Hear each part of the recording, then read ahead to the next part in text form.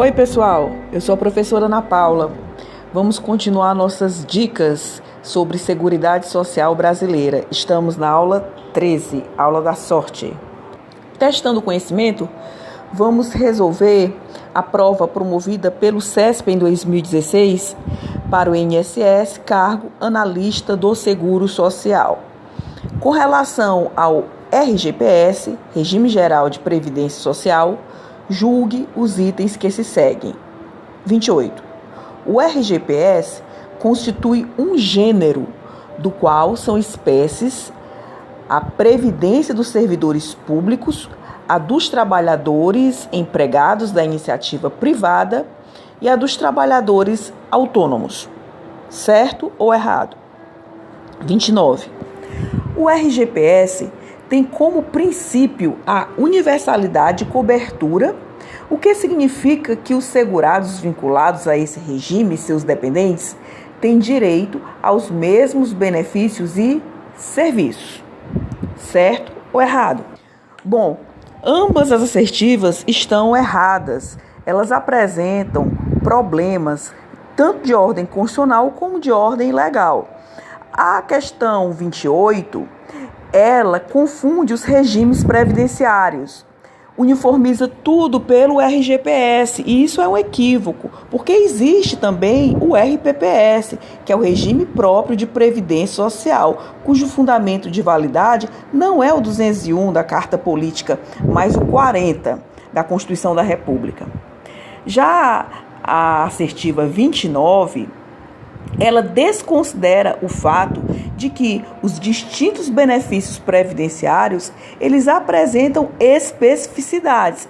Basta ver, por exemplo, que o auxílio reclusão é destinado aos dependentes do segurado de baixa renda, conforme prescreve a Lei 82/13. Portanto, não se pode afirmar que o princípio da universalidade de cobertura significa que os segurados vinculados ao RGPS e seus dependentes têm necessariamente direito aos mesmos benefícios e serviços. Cada prestação previdenciária possui especificidades que devem ser levadas em consideração.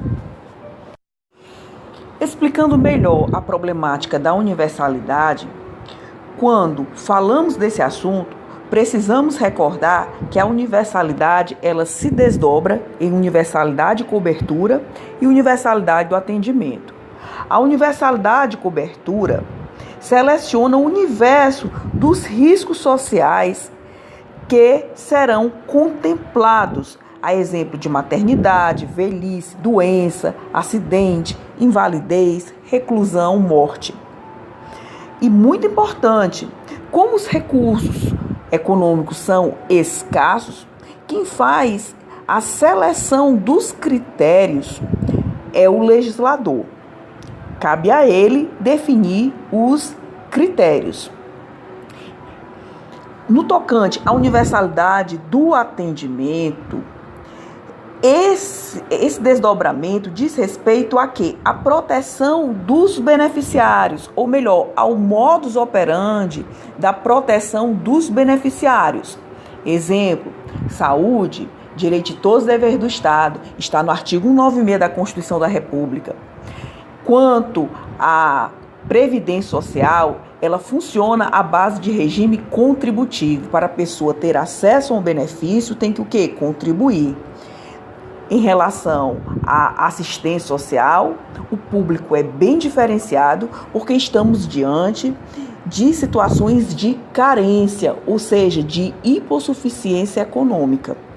Então, eis esse feedback importante da universalidade. Feita essa revisão, combinamos para hoje de estudar o MEI, que é o microempreendedor individual.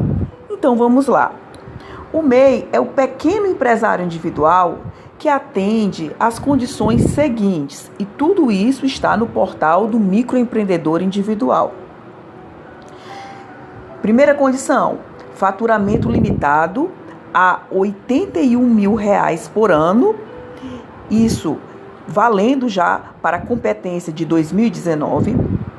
Outra condição, não participe como sócio, administrador ou titular de outra entidade empresária, contrate no máximo um empregado e exerça uma das atividades econômicas previstas na Resolução CGSN 140.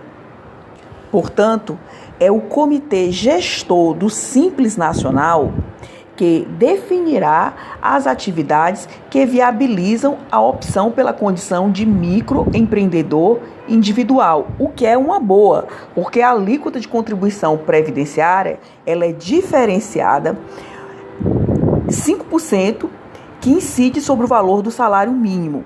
E tudo isso está no artigo 1º da Lei 2.470, em diálogo com o 21, parágrafo 2º, da Lei de Custeio da Seguridade Social.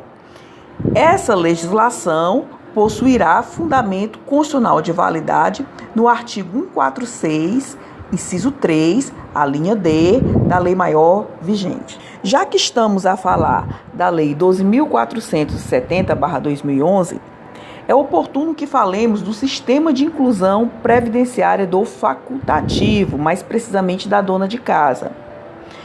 Condição de inclusão: a pessoa não deve possuir renda própria e deve se dedicar exclusivamente ao trabalho doméstico no âmbito de sua residência, desde que pertença à família de baixa renda. Nesse caso, temos também uma alíquota diferenciada, que é de 5% sobre o salário mínimo. Fundamento constitucional de validade: artigo 201, parágrafos 12 e 13, que assim prescrevem. Lei disporá sobre sistema especial de inclusão previdenciária para atender a trabalhadores de baixa renda e àqueles sem renda própria que se dediquem exclusivamente ao trabalho doméstico no âmbito de sua residência, desde que pertencentes a famílias de baixa renda, garantindo-lhes acesso a benefícios de valor igual a um salário mínimo. O Sistema Especial de Inclusão Previdenciária, de que trata o parágrafo 12 deste artigo, terá alíquotas e carências inferiores às vigentes para os demais segurados do RGPS.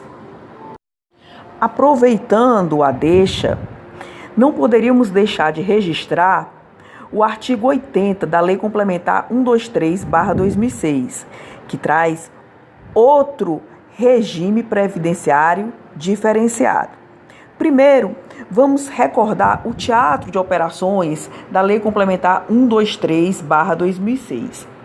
Essa lei complementar institui o Estatuto Nacional da Microempresa e da Empresa de Pequeno Porte e também estabelece regras para o que se convencionou denominar de simples, que é um tratamento diferenciado e simplificado para as microempresas e empresas de pequeno porte.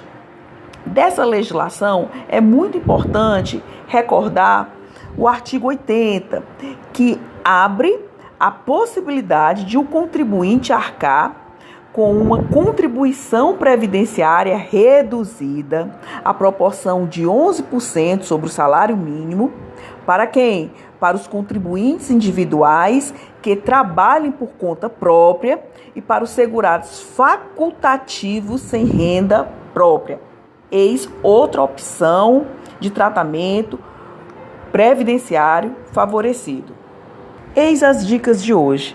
Na próxima aula, falaremos de débitos oriundos da fiscalização previdenciária e trabalhista.